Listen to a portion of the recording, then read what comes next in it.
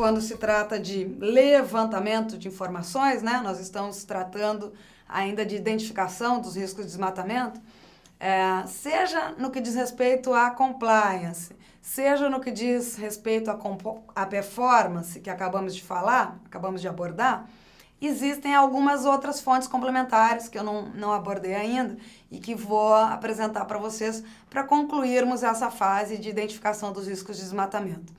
A primeira delas, né, custo zero, é a famosa pesquisa de mídia, né? Então, ela pode ser adotada na modalidade gratuita, via mídias sociais, né? Dr. Google, nosso assessor para assuntos gerais, ou podemos consultar Facebook, LinkedIn, Twitter, ou a pesquisa do Google básica, né?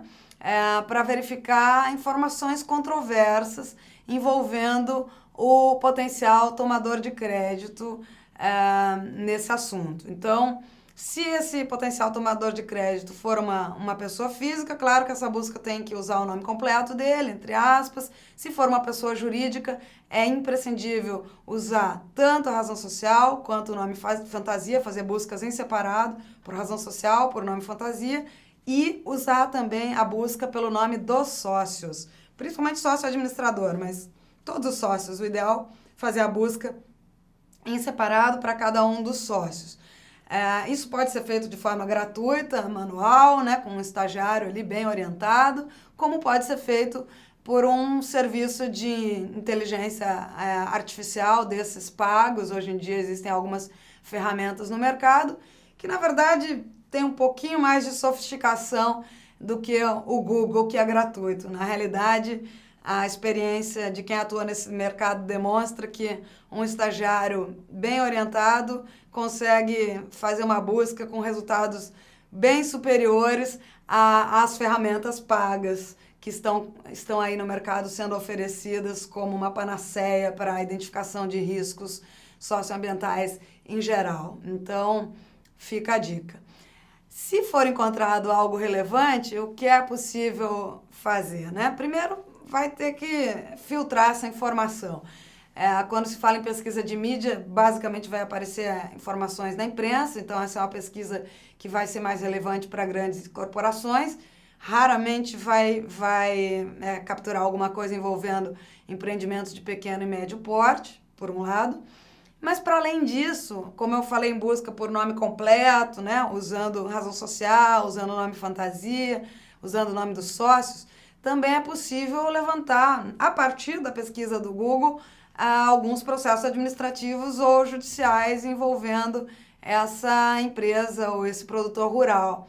Então, que já poderia ter sido identificado naquela busca que nós falamos, junto a órgãos públicos do Poder Executivo ou do Poder Judiciário. Mas, se a busca anterior tiver escapado, se essa informação relevante tiver escapado nessa busca anterior, o Dr. Google pode dar esse princípio de informação. Se ele der esse princípio de informação, aí é preciso passar para as etapas seguintes de análise jurídica e financeira da relevância dessa informação, aí, seja em termos de risco reputacional, no caso de grandes corporações, seja em termos de risco de crédito mesmo, dessa empresa vir a se tornar inadimplente perante a instituição financeira, né? Nós vamos falar mais de avaliação de dados obtidos na fase de identificação em seguida. A segunda ferramenta complementar para levantar informações, seja de compliance, seja de performance em relação aos riscos de desmatamento, é a aplicação de questionário ao próprio produtor rural, ao empreendedor, para angariar informações que não estão disponibilizadas em nenhuma base de dados pública, seja o seu relatório, seja o seu site, seja a resposta a um questionário do CDP ou de alguma bolsa de valores, de algum índice de sustentabilidade. Algumas questões bem específicas é possível inserir no questionário dirigido ao potencial tomador de crédito e verificar em que medida ele vai detalhar essas informações e com base nisso, eventualmente fazer até uma entrevista informal ou decidir fazer uma inspeção em loco, né? Então, que questões são essas que podem ser inseridas nesses questionários? Vamos separar em dois grandes temas, né? Dois grandes universos. As questões dirigidas aos produtores rurais e as questões dirigidas a empreendimentos em geral, incluídos aí o agronegócio, a mineração e os empreendimentos de infraestrutura, os projetos de infraestrutura. Para produtores rurais, a pergunta básica é: existe algum passivo ambiental? Né? Existe alguma regra do Código Florestal que tenha sido cumprida antes ou depois, não importa, da aquisição do imóvel rural pelo atual proprietário? Essa é a pergunta 1. Se existe esse passivo ambiental, tenha sido ou não declarado esse passivo para efeitos do CAR, do Cadastro Ambiental Rural, a pergunta seguinte já foi elaborado algum estudo para subsidiar a elaboração do PRA, do Programa de Regularização Ambiental? Já foram levantados custos? Já existe o PRA protocolizado, mesmo que o órgão ambiental não tenha analisado? Já foi protocolizado o PRA? Essa é uma pergunta relevante também.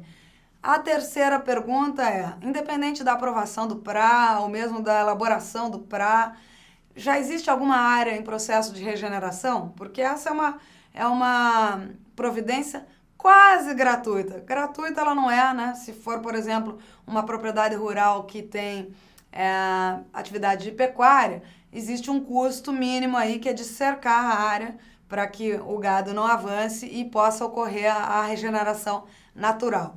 Mas é um custo muito menor do que adquirir as mudas, etc., esperar o processo de autorização do órgão ambiental para quais são as mudas adequadas para aquela área e tudo mais, né? Custo de mão de obra, etc. Mas existe o custo de cercar, mas não existe o custo de reflorestar a área. Então, essa pergunta, se existe áreas em processo de regeneração natural, também é uma pergunta muito importante quando houver passivo ambiental.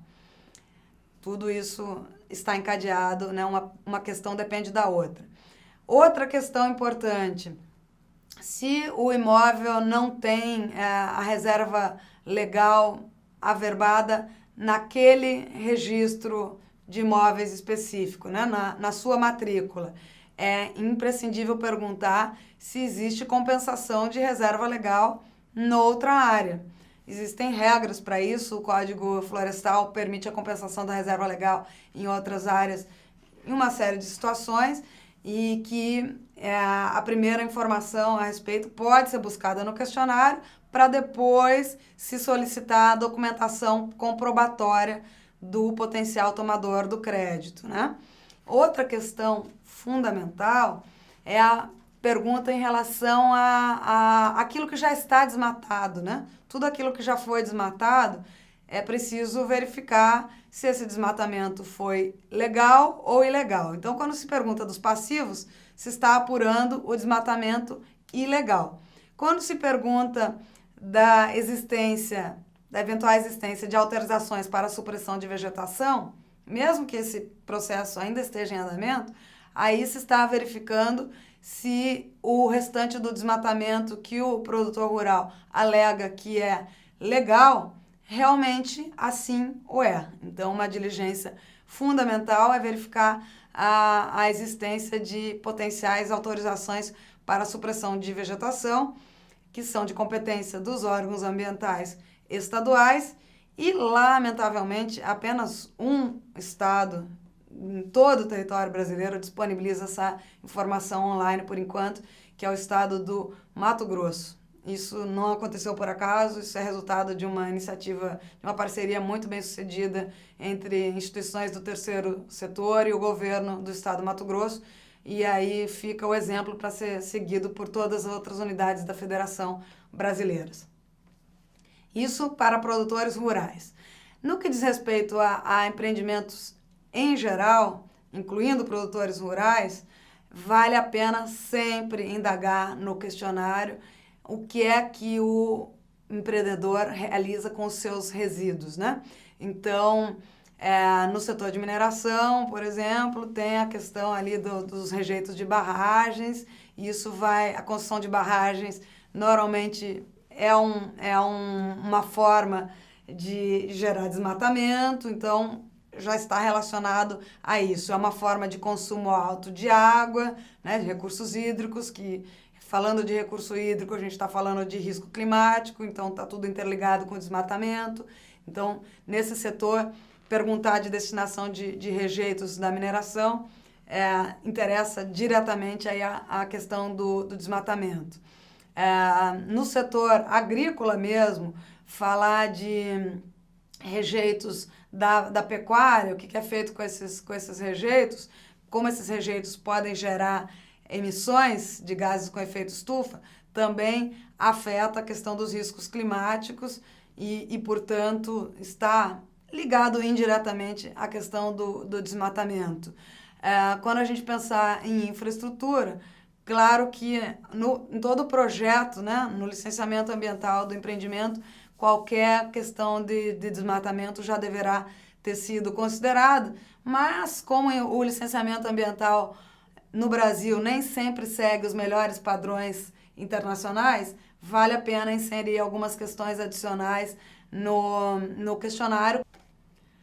Quando a gente está falando de empreendimentos que operam especificamente na área rural, né, empreendimentos do agronegócio ou não, é fundamental, como já foi dito indiretamente, mas deixar isso mais claro, abordar a questão das fontes de captação de recursos hídricos e abordar a questão da eficiência hídrica, né? De onde está vindo a água que vai para a barragem de mineração e como é que é a situação de risco hídrico específico no setor de mineração nessa região onde esse empreendimento opera.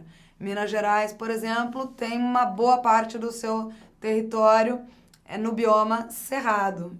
E o norte de Minas ainda tem uma pequena parte ali de bioma caatinga. Cerrado e caatinga são biomas com risco hídrico elevado. E a questão do risco hídrico está relacionada a risco climático tanto quanto desmatamento, então isso também precisa ser considerado, né?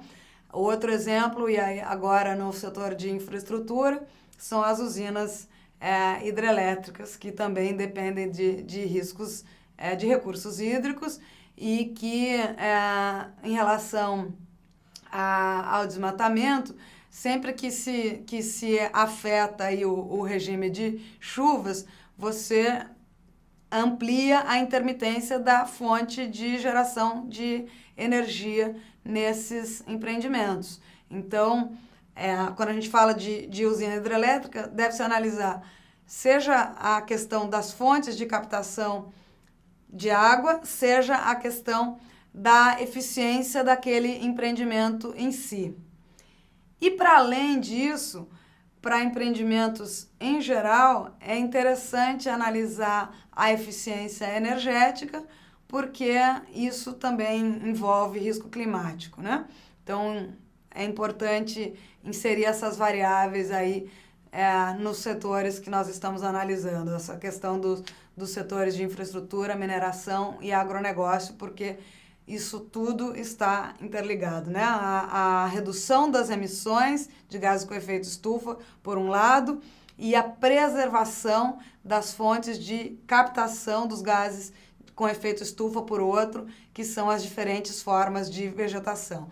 Senão essa conta não fecha, né? Se a gente somente preservar as fontes de captação, gerenciando o risco de desmatamento, mas não reduzir as emissões de gases com efeito estufa, o planeta continua não se adaptando à nova realidade, não mitigando os riscos climáticos na medida suficiente. Se também só é atacado a questão da redução dos gases com efeito estufa e não se ataca o risco de desmatamento, reduzem-se as emissões, mas na mesma medida se reduzem as fontes de captação dos gases com efeito estufa, né, de sequestro, de captura dos gases com efeito estufa, e aí a gente fica patinando, não conseguimos reduzir o saldo, né?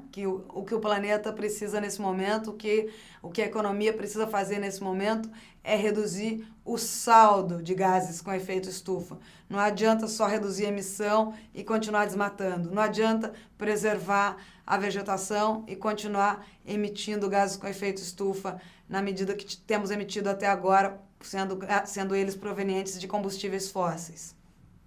Por último, em relação a qualquer grande empreendimento, é fundamental perguntar no questionário, porque isso normalmente não vai estar no relatório de sustentabilidade, se aquele empreendimento tem uma unidade de gestão ambiental devidamente capacitada. Essa é uma informação fundamental, e ao perguntar isso, se pode perguntar qual é o tamanho da equipe, qual é a qualificação dessa equipe, se é uma equipe com formação interdisciplinar, que envolve aí gestão de riscos de desmatamento, e aí comparar com as demais empresas do mesmo setor para verificar se essa unidade está adequada para a demanda daquele setor e do porte daquele empreendimento. Quando se pergunta no questionário ou numa entrevista por telefone, por exemplo, fica sempre aquela questão, né, que vale para o que já foi dito em relação aos relatórios de sustentabilidade ou outras informações publicamente disponibilizadas pelo empreendedor, né? Nunca se sabe até que ponto aquilo é verdadeiro, nunca se tem certeza absoluta da veracidade das informações. Então, em alguns casos, quando o conjunto das informações parecer indicar alguma inconsistência, se for uma operação de crédito de valor elevado, se for um setor e um bioma de risco muito elevado, vale a pena desenvolver uma diligência a mais, que é a verificação in loco, né, no local das operações, da veracidade das informações que foram prestadas no questionário. Essa é uma diligência que é tanto melhor, né, tanto mais útil, quanto mais frequente ela for, e também ela não deve ser preferencialmente avisada, né? Uma visita de cortesia aí, instituição financeira para o cliente, para verificar, né, como é que estão sendo desenvolvidas as atividades econômicas do empreendimento. Essa é a mais interessante, né? Porque aí não dá tempo de preparar, de desenvolver aquela estratégia que vem desde o período colonial no Brasil, né? A famosa apresentação para inglês ver. Então, a verificação in loco, ela é mais útil se for sem aviso. Claro que tem coisa que não tem como preparar, né? Não dá para construir uma estação de tratamento de efluentes só porque o banco, a instituição financeira vai fazer uma visita para a empresa, de uma hora para outra. Mas alguns outros temas bastante sensíveis dá para fazer muita maquiagem, por isso que é interessante, se houver essa inspeção in loco, fazê-la sem aviso. O que é possível, então, verificar numa simples inspeção visual? É possível verificar, por exemplo, se a área que está margeando os cursos d'água, né, as matas ciliares, se elas estão preservadas, né, qual é a largura delas é mais complexo, mas se existe preservação de vegetação ao longo dos cursos d'água. Isso se vê numa mera inspeção visual, né? Se existe alguma área preservada dentro do imóvel rural, por exemplo, a título de reserva legal. Aí, se não existe, claro que pode haver compensação em outra área, mas tem que ter uma explicação se não houver nenhuma área preservada com vegetação dentro do imóvel rural. Esses são exemplos mais evidentes. Além disso, uma outra ferramenta muito interessante é a famosa identificação de partes interessadas, né? De identificação de stakeholders relevantes em relação aos riscos de desmatamento. Como nós já falamos em alguns momentos, a questão do relacionamento com comunidades tradicionais, adjacentes, ou mesmo comunidades de agricultores familiares adjacentes ao empreendimento, ela está diretamente ligada a riscos de desmatamento, porque como o desmatamento ilegal está relacionado à grilagem, sempre que há grilagem existem conflitos fundiários. Então, existindo conflitos fundiários, quem vai poder identificar, fornecer informações sobre essas questões quando elas já não foram identificadas online, ou seja, são pequenos empreendimentos e que isso não foi identificado online, são justamente os diálogos com a comunidade local. Então, a identificação de partes interessadas em nível local, instituições do terceiro setor, comunidades, ainda que não sejam formalmente organizadas, comunidades adjacentes ao empreendimento, elas poderão fornecer uma série de outras informações que não foram identificadas ainda na fase de compliance, ou que não foram identificadas na fase de performance.